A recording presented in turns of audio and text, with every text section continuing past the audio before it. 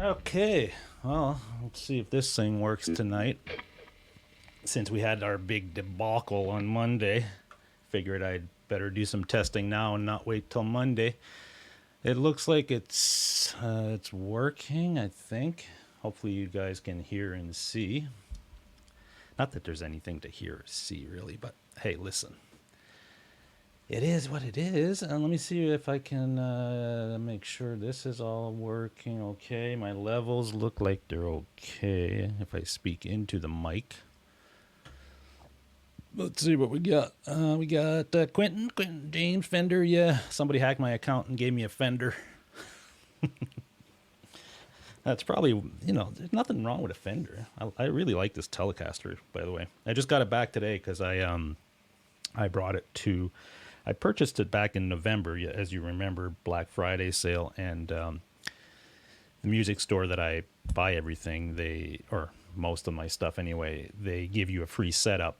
You have 1 year to get it done, so I usually like to get the guitars in the studio and have it in my environment for a few months before I get it a good setup on it, because it is free, so I might as well take advantage of that. So I had it out last week. I brought it to the guy last Saturday, and I just got it back today, so figured I'd play on it, and it feels great. They put the strings that I wanted on it, and I've got 10 to 40. What is it? 10 to, I think it's 10 to 44 on this one, and it seems to be working nice. So they adjusted the action. They the truss rod in it a little bit. Needed a little bit of an adjustment, obviously, because it was, adjusted with the weather changes and stuff since November. And yeah, they said everything else was good. They did the intonation. The intonation was good. All that stuff. So I figured, well, I might as well run a test tonight. And while I'm running a test, I might as well play the Tele, because I haven't played the Tele in a while. And I'm using the Helix. I've got just a pretty standard patch, by the way. It's nothing too crazy. Let me see if I can even show you the patch. Where did I put that? See, my setup is all over the place because that whole debacle that we had the other night, I had to go through and reconfigure some stuff and try to figure out why it wasn't working the other night. The only thing I can explain about Monday night not working is there was something funky going on with the internet, and it just was giving me all kinds of issues. And so I kind of reconfigured some stuff, and I think the internet just started working as good as it's going to work. It's not really good internet that I have, so, but it is what it is. And but let me see why I'm not seeing my desktop for some reason. Where is that desktop? Right here. Oh, I know why. Okay. Is it because of this? Yeah, gotcha. And so I bought a new monitor today. I was having issues with my main monitor. So I went and picked up a widescreen monitor, so that, because I do a lot of, my main job is doing video editing and photo editing, as you know. So the monitor that I was using here in this studio was giving me like these crazy colors and everything, and I tried calibrating it and it just wasn't calibrating, and it was changing colors midstream. So I'm in the middle of editing a photo, and it would change from one color profile to the next, and it was just a mess. So today I went and got that all sorted out. So I guess I had to check this out. So let me go to that. I'll just show you the patch real quick that I built. Let's see if I can even make it bigger for you guys. So as you can see, it's very simple. I got a wah, I got a compressor, I've got an amp, and I've got 2 amps actually. So depending on what snapshot, if I want to go clean or dirt, I kind of use 2 different amps for that. I've got a trem, I guess tremolo type of, what is it called? It's a optical trem. It's like a Univibe type of deal in there. It's not active right now, but I just have to hit the switch to make it active. I have 1 cab, it's a 412, and then I've got reverb and delay. That's it. Super simple, and it's, it's great for Tele.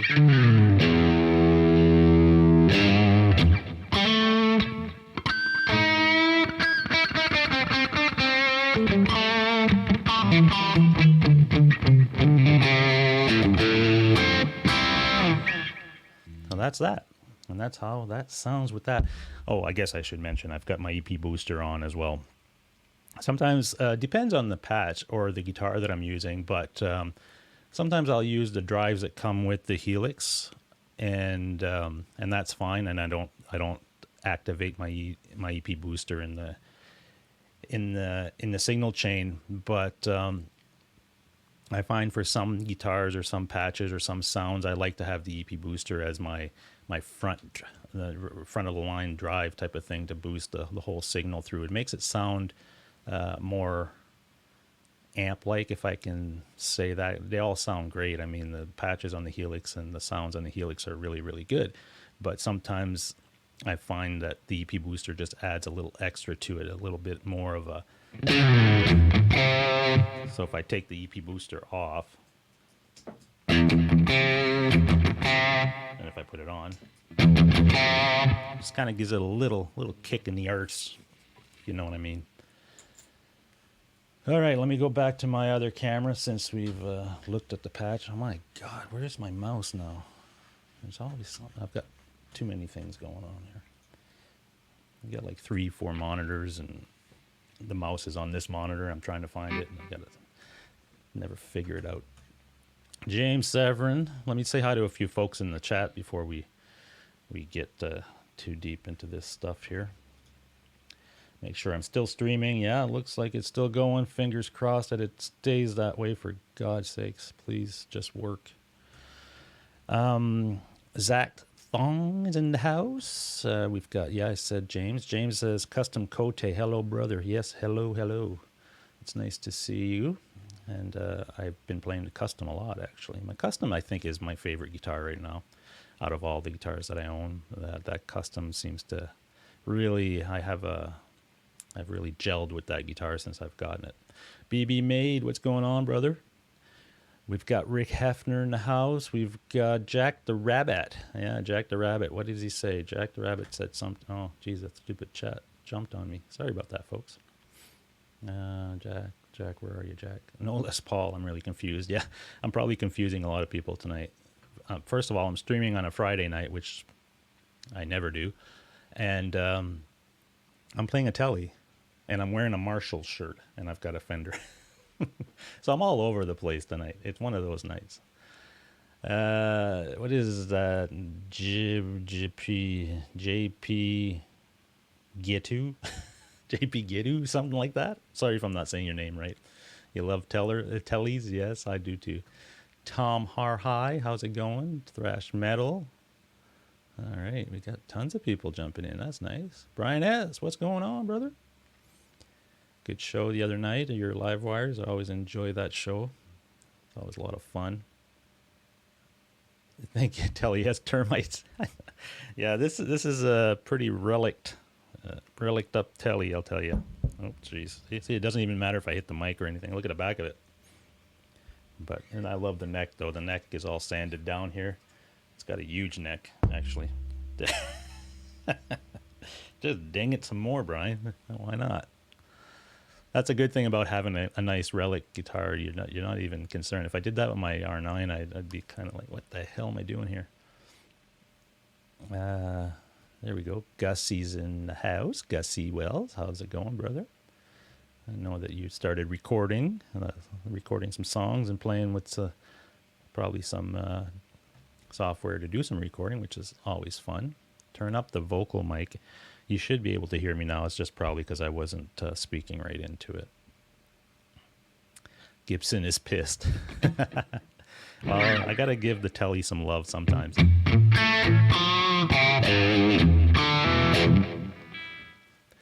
It's just you got to do it. Let me see. But I think Gibson will be fine with me playing a Telly once in a while. Zach Thong. Remember a couple of weeks you were talking about stepping out of your comfort zone. I did that last Sunday when I got up and played. Oh, you played at a jam for the first time. That's awesome, brother. I'd love to hear that, Zach. That's the way to do it, Zach. Get out of your comfort zone once in a while, and you'll see that it's going to change things up really quickly, and you'll find your growth in music and everything else rapidly. change. And then the next time you do that, you're going to be way more comfortable than you were the first time. Obviously, it's just like anything. You do it a few times, and you're going to start to get used to it. So that's awesome, man. Congrats. Brian S says, I just watched ZZ Top rig rundown again. Elwood said, not only does Billy play sevens, when he worked for Aerosmith, Joe Perry played eights. And when Jimmy Page came to jam, yeah, I know those guys all played eights and sevens and stuff like that. I've never tried eights, but I don't think I could do it. To me, it's not even the tone of the string that's really the issue. They sound great. Like I've played nines, 9.5s, tens. They all sound good. It's the feel for me more than anything. It's like I need to have a certain tension of the string under my fingers. If it's too slinky, like I'm just picking right through, I'm not getting any of that, that percussive type of feel on the pick. I don't know. It feels kind of weird for me. And I can only imagine, like I said, I've never played eights. I've played nines, but I've never gone down to eights or sevens. But when I was playing nines, I found those to be too slinky. I mean, they were great when you were bending and stuff like that. They were real easy. But I even found myself over bending. I think I'm, like I said the other day, I'm more aggressive, or I'm just, I guess I play harder than I should play, maybe a softer touch on a guitar, but I'm a bassist, really. Coming from a bass for many, many years, I just got used to attacking the string a certain way, and that kind of crossed over to guitar. So I think that's why I like to have a little thicker of a string, which gives a little bit more tension right on the neck. So when I strike the string, it's not all like, flapping around or slinky or anything like that. So it has a little bit to do with the sound, but not much for me. It's more about how it feels when I play and how the attack when I pick and stuff. That's really why I choose to go with a little heavier gauge string. Tom R.I. Okay. If you got a question for me, just tag me so I don't miss it, because you know how I am with this stuff. I should have got myself a glass of water before I wasn't even planning on going live here. I just kind of started tweaking my system, and I said I might as well test it because it wasn't working very well on Monday, as you remember if you were here. Sorry about that, by the way, guys. That really sucked. Quit it, guys. You're going to get me arrested. What are they doing, Thrash? Are they giving you a hard time? Let me see. I think I saw a new name in here, but the stupid chat jumped. Sorry. Tom R.I. says, what video editing software do you use? What video editing software do you think is best for beginners? Well, I'm on a Mac system, and I like Final Cut, and that's what I've been using for many, many years. If you do have a Mac, obviously you've got iMovie that's free with it. That is a good, it's a good system that's not too hard as far as complexity. If you're trying to do something, a lot more advanced, then I would suggest that you do go with Final Cut. That's my choice. Like as far as editing video, that's the way that I like to work with. I'm just used to it. I've used Adobe Premiere, and I've used other Avid and things of that nature. I just like the Final Cut program the best because I'm just used to it, I guess. Hey, Chad Boston, what's going on, brother? So that's what I use, Tom. Hopefully that's helpful. But I think I don't know if you're on a Windows machine, I would say, and you're looking to get into video editing, a bit more or whatever, I would say definitely check out the Adobe stuff because that's pretty standard, especially on Windows machines. So Adobe Premiere, but it's not free. Neither is Final Cut. But the thing with Final Cut is you can buy it. I think it's $200 and some, but you get the full suite, and every update and stuff you get it free. So I paid for this once back probably 8 years ago, and I've been using it, and it's been updating every year.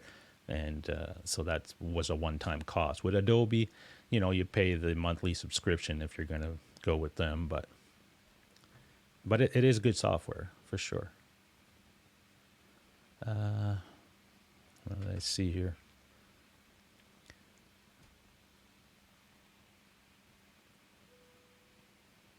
Janice Lala's in the house.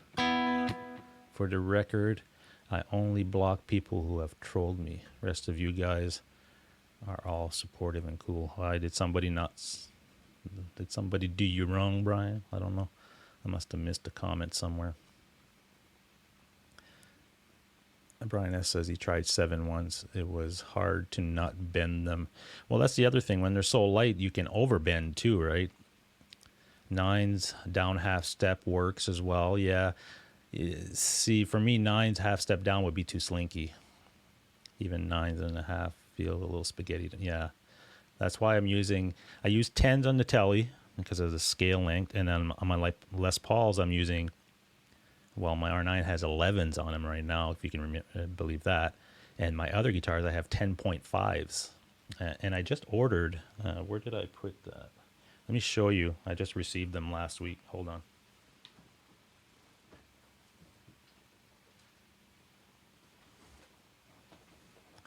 So I ordered these strings last week. Well, a week ago. Well, I ordered them about 2 weeks ago. It took me about 2 weeks to get them. I don't know why it took so long for them to ship them out to me or for them to get here. This is a company out of Nashville, and they're called String Joy. And they had, they have different gauge sets and stuff. I guess you can custom your set as well. So I have 10.5 to 50 here, and I put these on my custom, and I really, really like these. They are Canadian. I think it cost me about $10 a pack, about that. So I'm gonna try these out for a while here, for a month anyway, to see how they stack up against the Ernie Balls and the NY, the Dario stuff. But they've, I don't know why they pack them like this. They should just put them in like it's a cardboard box, and then you get all the strings in there. But I think they could save themselves some money on packaging if they packed them like, the Ernie Balls or stuff like that. They're just in a little kind of envelope type deal. But they are good strings. I just kind of wish like they were, when I ordered them, like I said, it took almost 2 weeks to get here. And I just ordered 2 packs because I just wanted to try them. So if I order again, if I really like them, I'll just order like 10 packs or something so that I have them for a while. They're called String Joy. I'm sure you guys have heard of them.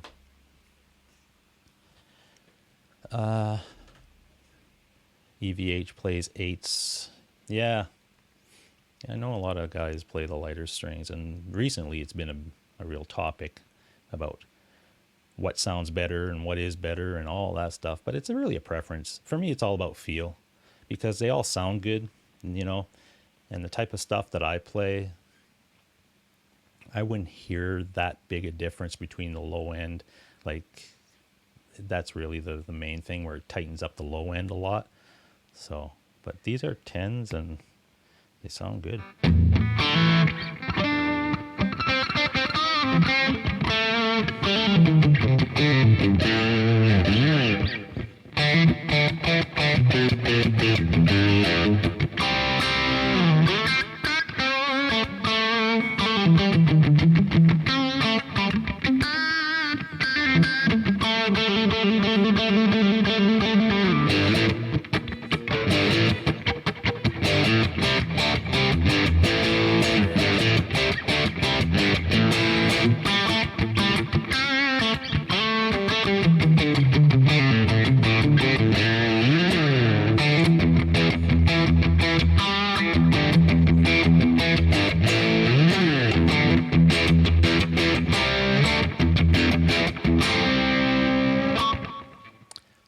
It's a Telly with 10s.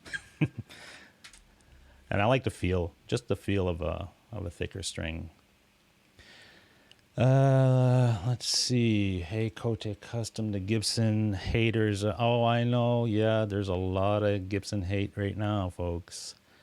I don't know too much about the story. Well, I've heard what you guys have heard about the whole Gibson sending a letter to Kiesel and all that stuff.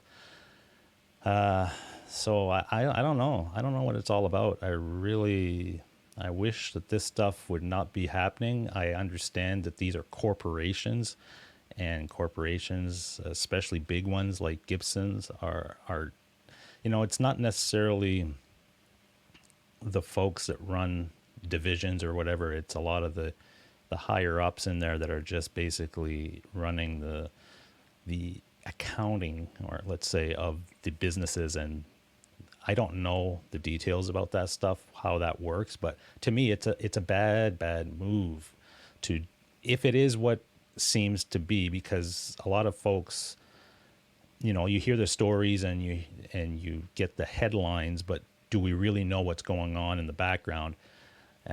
That's why I tend to stay away from doing too much commenting on that stuff until I'd really get a chance to speak to somebody. And I am going to put out a message to some of my contacts that I've made at Gibson to see if I can get some more information from them directly, because I just think that sometimes there's a lot of news and a lot of stuff going on out there in the internet, and by the time it gets around, it can be a totally wrong story, and we don't know the full story.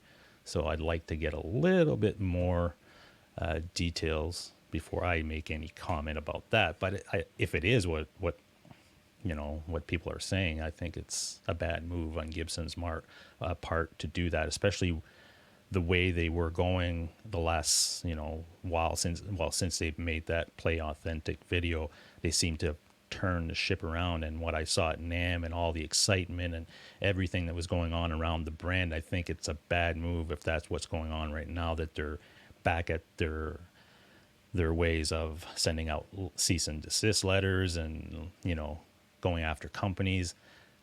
To me, that's just going to hurt them in the end, especially with all the work they've done to get back to where they are today. So we'll have to wait and see if I can. I'd like to get somebody from Gibson on, and that's my goal, is to see if I can get somebody on. But I think I need to reach out, but they're probably in the midst of a lot of PR stuff right now, especially with all this stuff going public, that I don't know how feasible it will be to get somebody on from Gibson.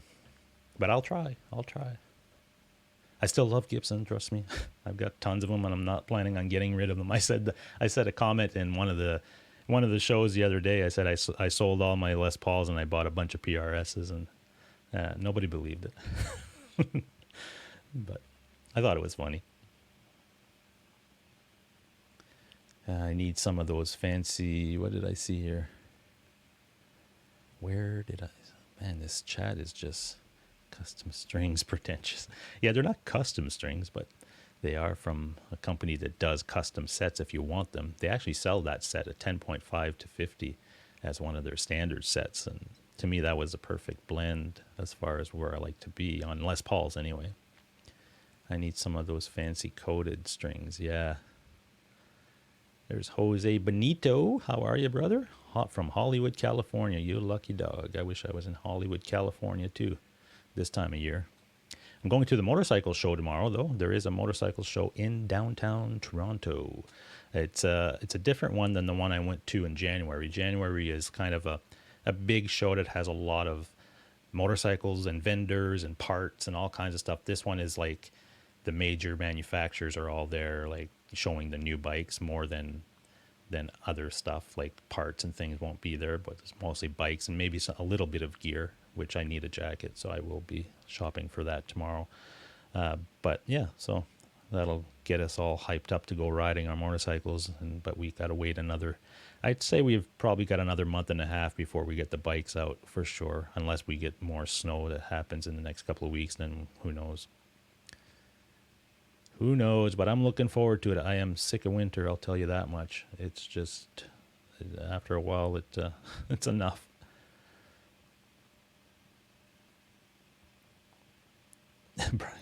Too bad Brian's tone is so bad. Not. Yeah. Gibson is a boomer. Is a boomer, yeah. I don't know. We had Gibson love at NAMM, and then now Gibson hate. Make up your minds. Nobody can. Yeah, I don't know, man. Just play what makes you happy, folks. And, if the company really is doing stuff that is not cool, then don't support them. That's how they hear you. If you're not happy with them, it's through the economics of it all. When people start buying their products and it's because of what they're doing, I think they'll change their ways. But again, we don't know the full story, so who knows? Electric Gypsy Blues in the house. That's a new name. I don't think I've seen you before, but welcome. Nice to see you. Yeah, I saw the interview with Brad, the guitarologist, with Jeff Kiesel. So that was pretty interesting.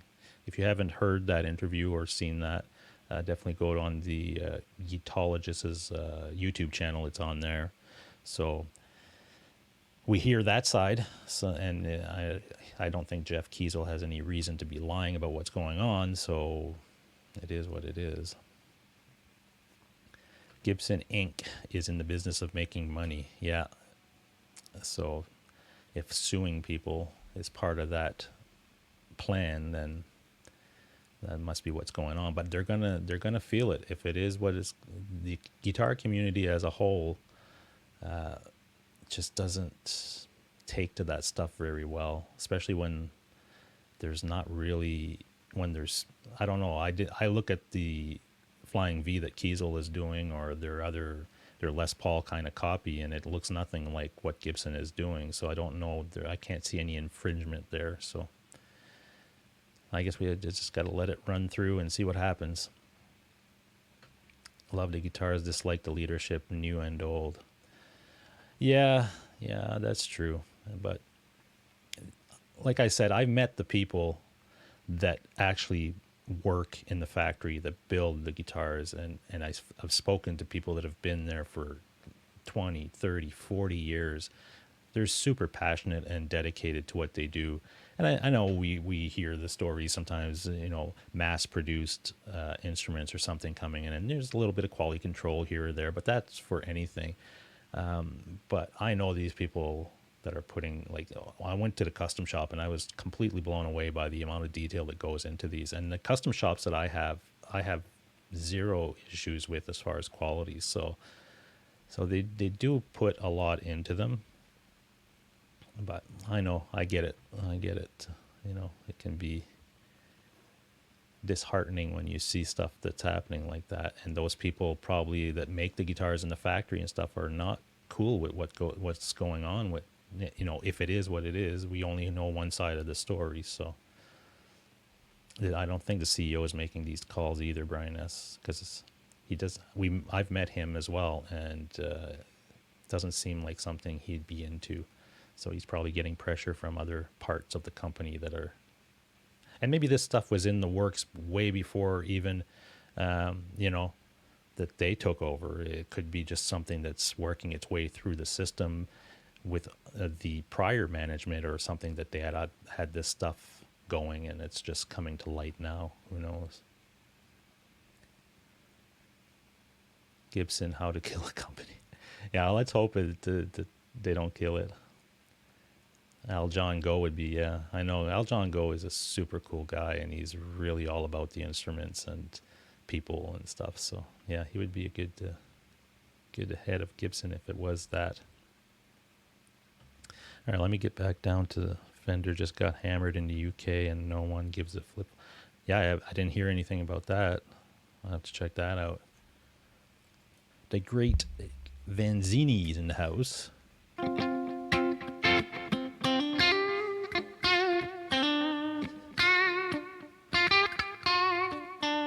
Eddie Van Haskell, how are you?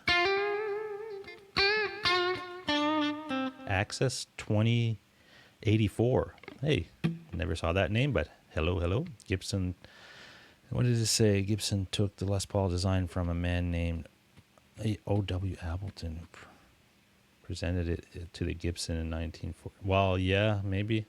So the single cut isn't even their design in the first place. Interesting. Let me see here.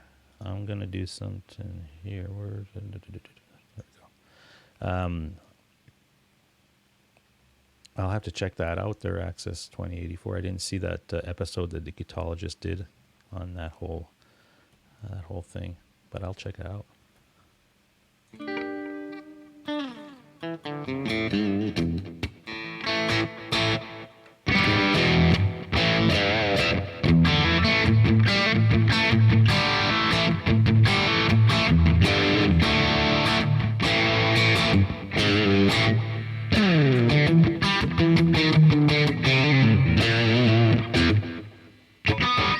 Let me see if I can. PJ and the Beard in the house. How's it going, brother?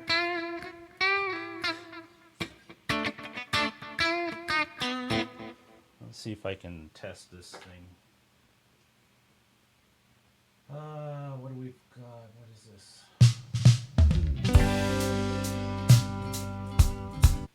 No.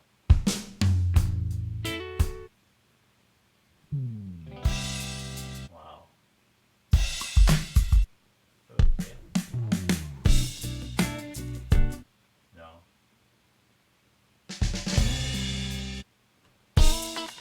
Something a little bit more funky, maybe.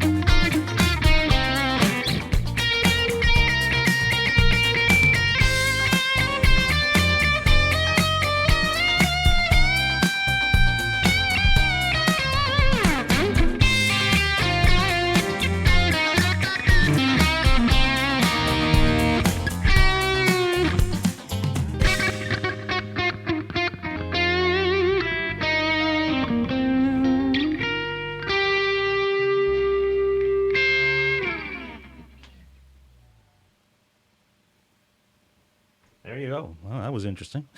All right. What we got? Okay. Fender Friday night for a little funky Friday. There we go. Let me see what's going on my screens here. Cool.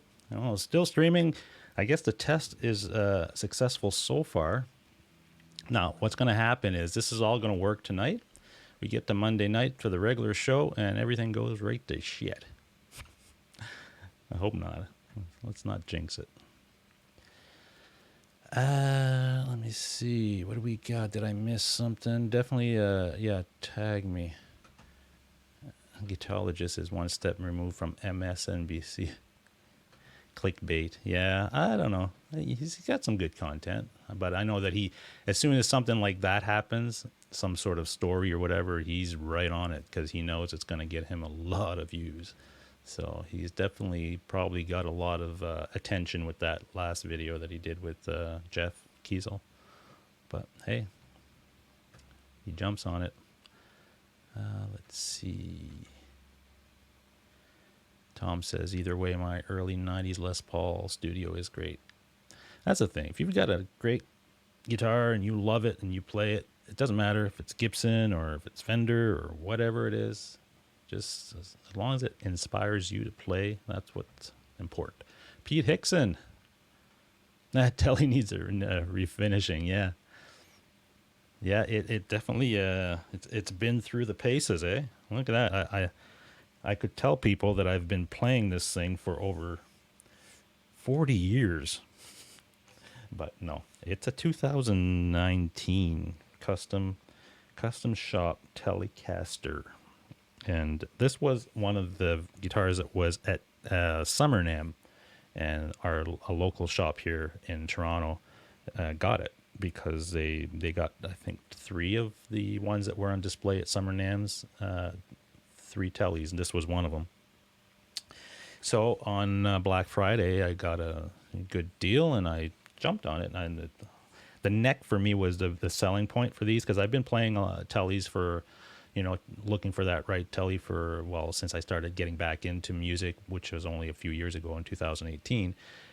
And I had the Ultra when that came out. I bought that and I tried it, and the neck was just too small. And I was trying to find a neck that was something like my 59, my Les Paul R9, and this one really fit that bill. It is a big neck. It's probably even bigger than my R9, I would say. But it feels great. It feels comfortable. The fretwork, everything. It is a custom shop, so that you'd expect that it's the finish and the quality of it is right up there. So I jumped on it. Like I said, I'm a Telly and Les Paul guy. Les Pauls are my main thing, but Tellys, I have a special place for Tellys. So and I wanted to get the very best that I could get as far as the feel that I like, and this fit the bill. So there it is. And it is relic, and that stuff doesn't bother me. It really doesn't. It just, on some guitars it works, some others maybe less. I don't know. It's a preference thing. Let me see. Who do we got here?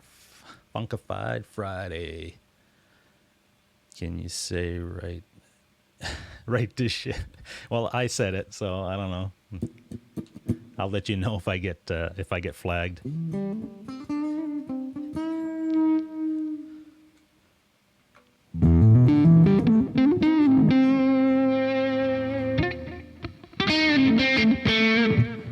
That's using the this bridge pickup. This single coil is just insanely good. I really, that's probably one of the best single coils that I've ever played. But it's got the humbucker in there, and when you put it in the middle, so this is the bridge. Then you put it to the middle part where you get the humbucker and the bridge. And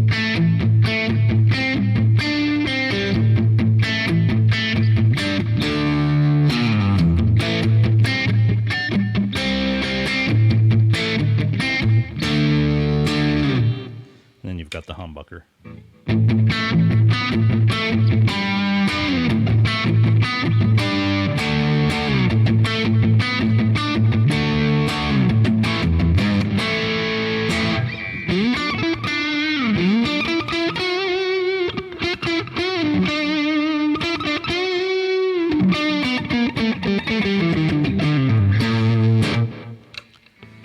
yeah, it's pretty cool.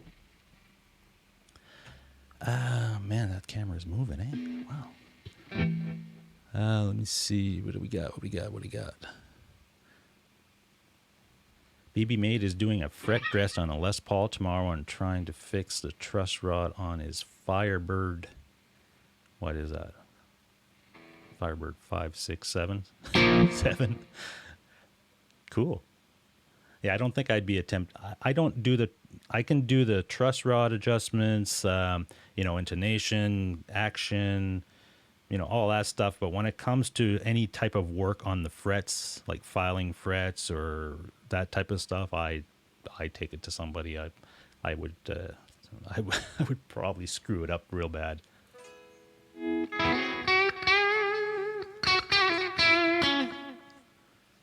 There's a road worn, and then there's road rash.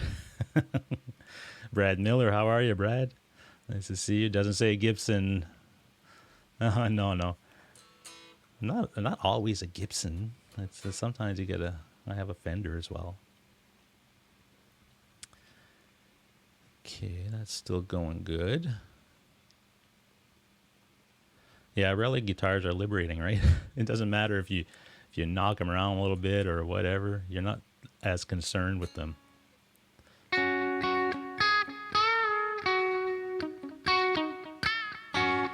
What are you playing? Oh, I showed it earlier. Brian asked. This is a patch that I made for the Telly, and it's a very simple patch. Let me bring it back up just to give you a quick look at it. I'm using my EP booster, but I can let you hear it without the EP booster. But if I click on this, you can see it's a super simple patch. I've got a wah, I've got a compressor, I've got the amp, which is a Vox, a Vox simulation or whatever. And this is just another amp block here that if I go to like a dirtier tone or whatever, I put that.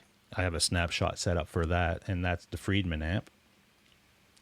I've got a Trem or a Univibe, but it's not active or anything. I just have it in there in case I want to do something different. One cab, which is a stock cab, 4x12 with V30s. And then I have a reverb and a delay. That's it. Super simple. And then I've got, so if I play this without the EP booster, it'll give you an example of what the EP booster is doing. So this is without.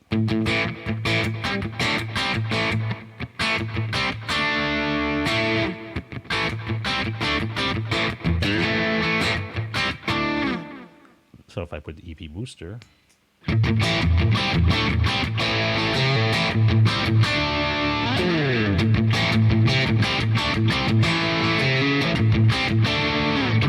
So, just gives it a little bit of a kick.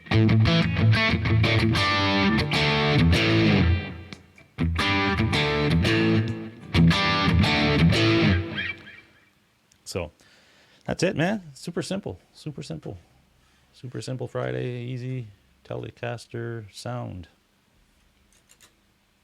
Let me see. All right, well, the stream is still going, and it's still going good, so I'm happy. I'm happy with that. Fingers crossed it works Monday. If it doesn't, then maybe we'll have to switch our streaming night to Fridays. Who knows? Let's see. Dan of New Jersey's in the house. How's it going?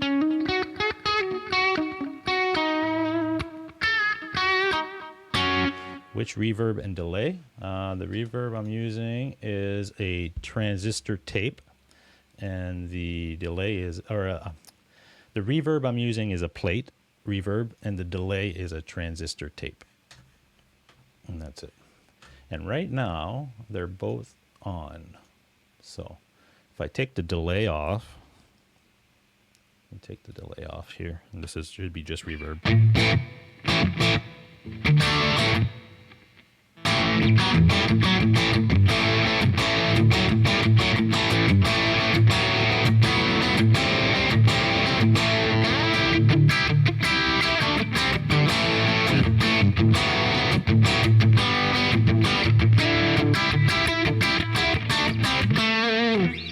that's just with the reverb. Now if I put the delay on, there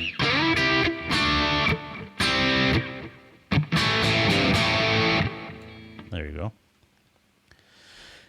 Yes, Brian S. The video for me has always been 360 because of the internet connection that I have. So I have to broadcast at pretty low low bit rates. So that's why I can only go to 360 right now. Anyway, until we get a better connection here, then I can bump it up to 720. But you got to do what you got to do. It's the only way I can do it live. When I put out videos or whatever, when I shoot my videos, I put everything out in 1080. But if I'm going live from this studio, that's all I can do.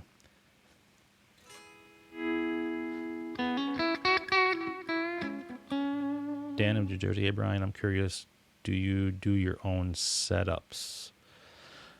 You mean, do I do my own setups for the Helix? Most of the time I build my own patches. Sometimes I'll go and find, somebody that's done a patch that I've heard online or whatever, and if they're selling it or whatever, if I really like it, I'll buy it. But then I always end up tweaking it no matter what, even if I buy one. But this one was one that I did from scratch, and it's kind of pretty standard. You find out what you like as far as, I always put a little bit of compression. The reason I like the compression, especially in the Helix, it gives me more of a real amp feel, like that squishiness tube feel. I tend to think that with the compression in a certain setting, I can get that. If I didn't have it in my patch, it would feel too digital, if that makes any sense. But when I put the compressor in at certain settings, I get more of that. I don't know, it's hard to explain, but it's a spongier feel to it, so it feels more like a tube amp. But yeah, hopefully that answers your question. Travis Keenan, how's it going, Travis? Do you have any advice on how to keep the G-string from ringing behind the nut on telly?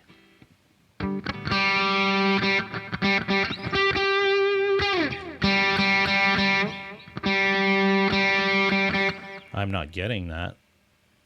I don't know.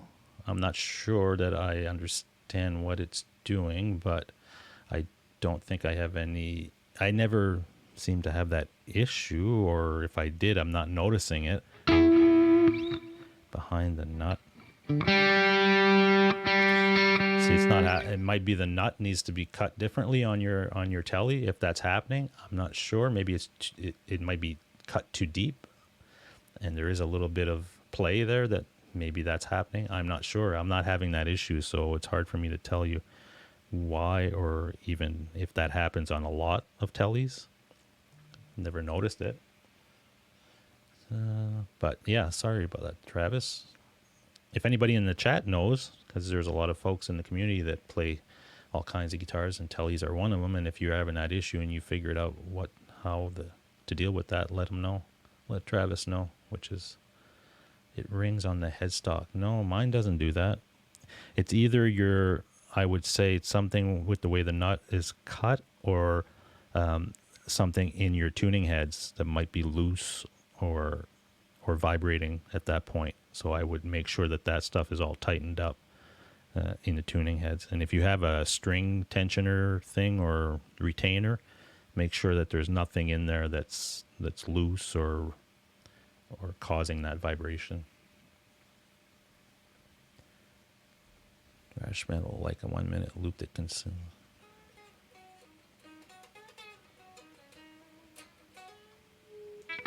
Put foam, yeah. I guess you could put some foam under the string, or even I see a lot of folks that play metal and stuff. They wrap that kind of wrap that goes around here and dampens anything past the nut. If there's any ringing, it dampens that. So you could look into putting one of those on there and see if that helps. I'm sure it would. It would dampen anything beyond the nut. As far as that goes, I'm not sure what they're called. They're string wrap, or somebody in here probably knows what they're called. They're just kind of like this. It's almost like a sweatband or something that they put here at the top of where the nut is. Let me see. That was PB Made. Said that. Yeah, good.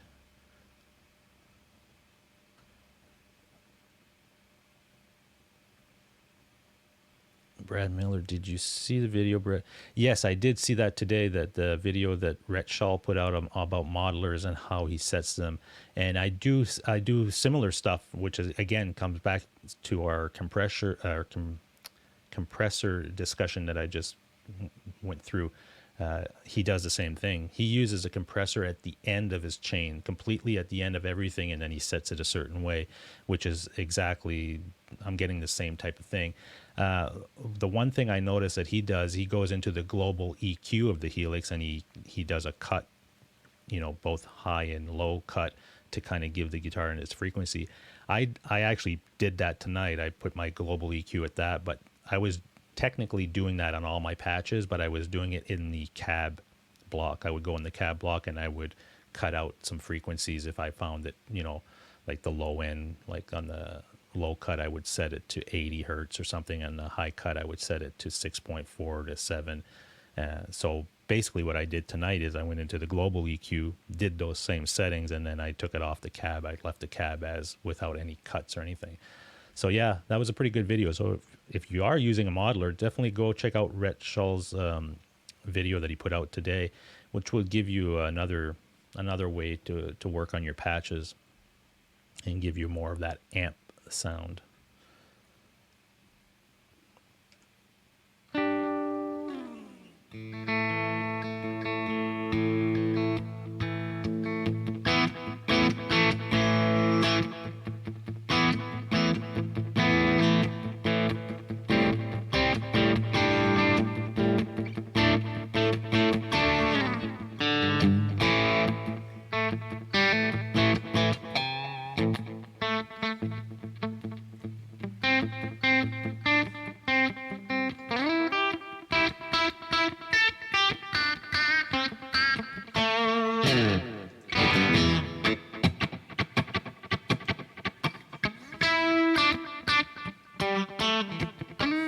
Let me try that optical trim.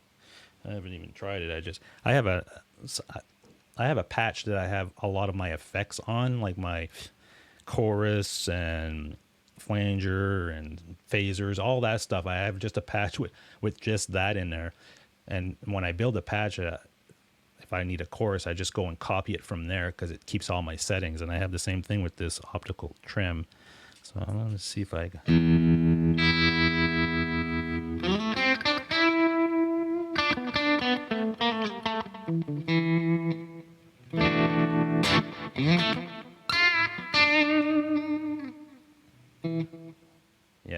Yeah, it's the same settings. You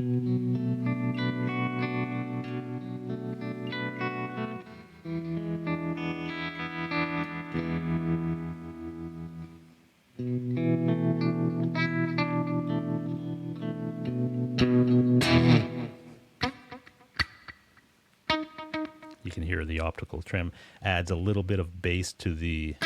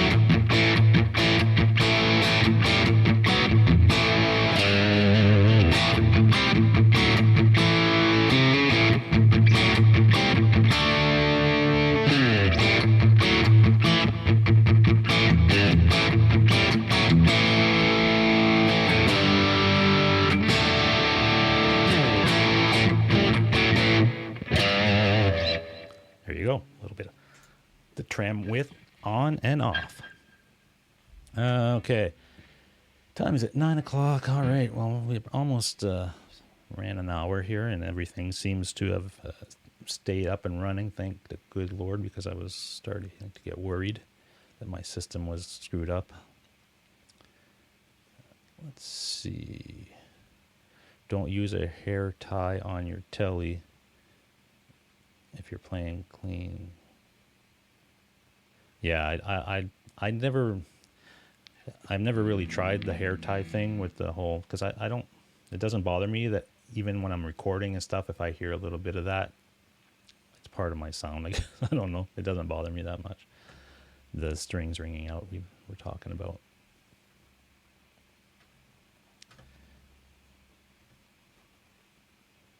I can never get my trem to sound like, really? No, it's, well, I can send you the trem, or I can send you the patch if you want. Just Brad, send me an email or a message and I'll get that to you. So you'll have the same settings that I'm using, basically, for the trem and everything.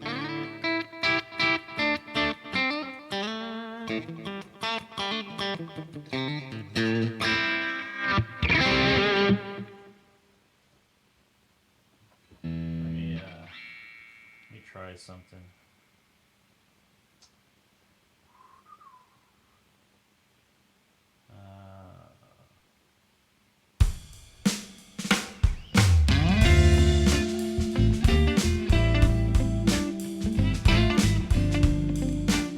Welcome to Friday Night Jams.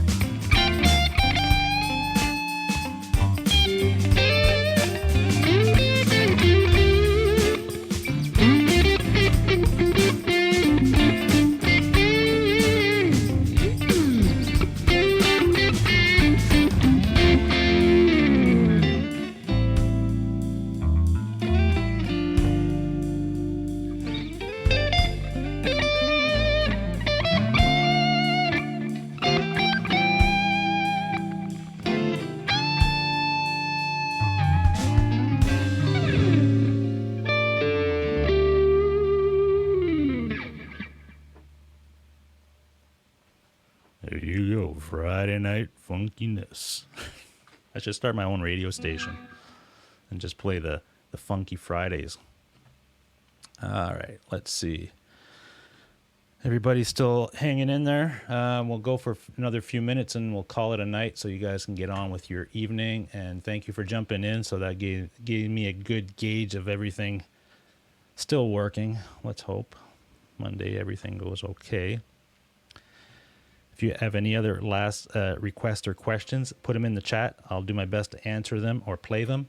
And if not, then we will call it a night and we'll say happy weekend to everybody. It's been a long week, folks. Been a long week. It's going to be a longer week next week. I got to build my studio at work, my full-time job at the college. I have to move the current studio that I'm in. We built a brand new one.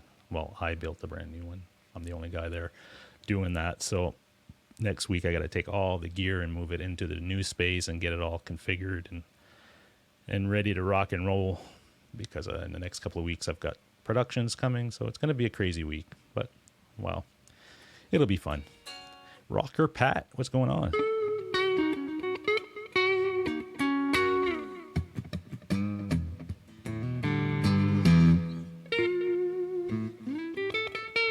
Maurice DeBert.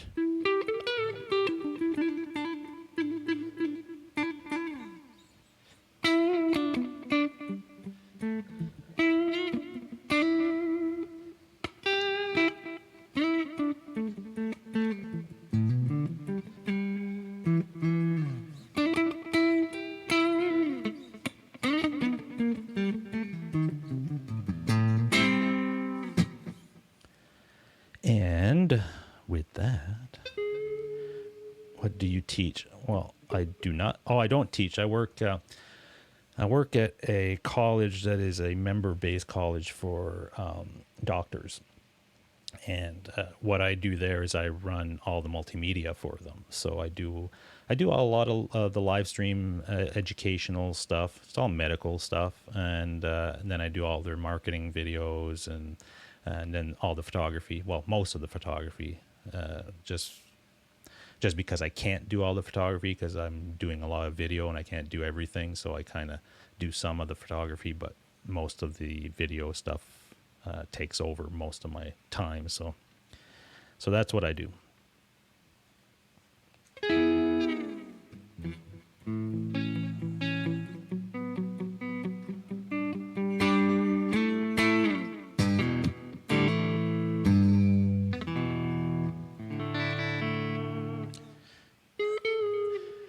Have a great evening, Mr. James Severin. Go play your Les Paul.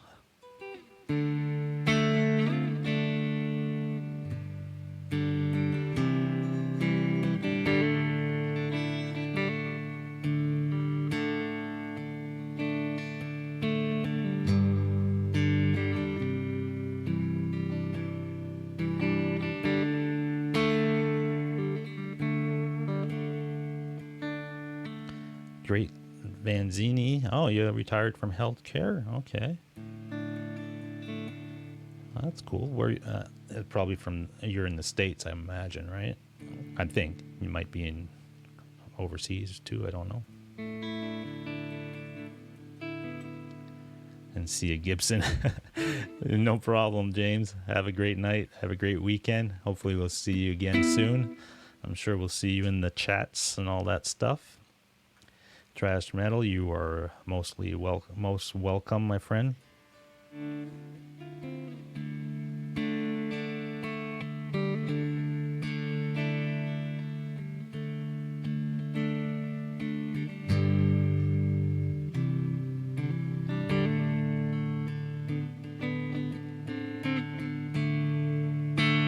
Oregon. Oh, I see. Okay.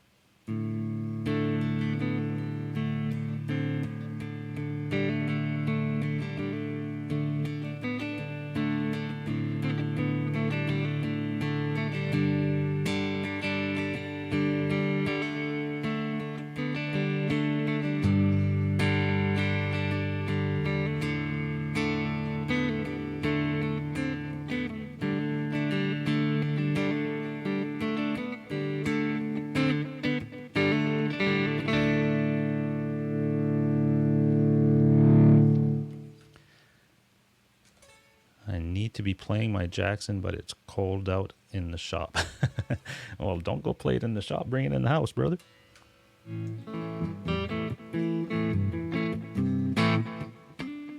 Play Metallica on a telly.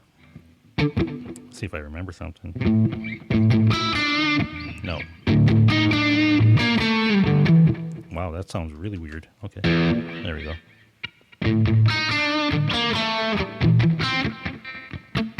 If I can remember it.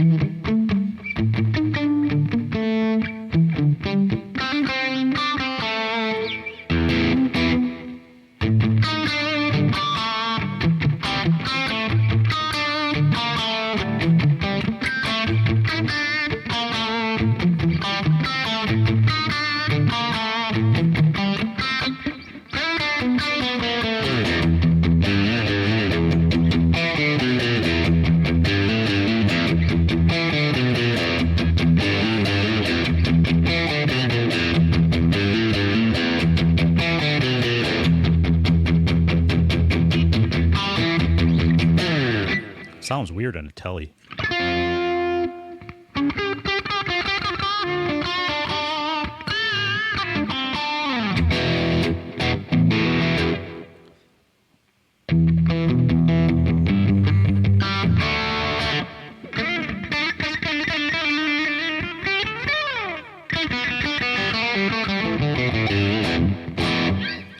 Well, there you go. Have a great weekend, folks. I'm going to call it. I think everything is working, and I'm happy with that. Thank the good Lord, or whatever, the IT, the networking, gremlins, whatever it is that has given me a good connection tonight to let me work my system. I'm happy with that.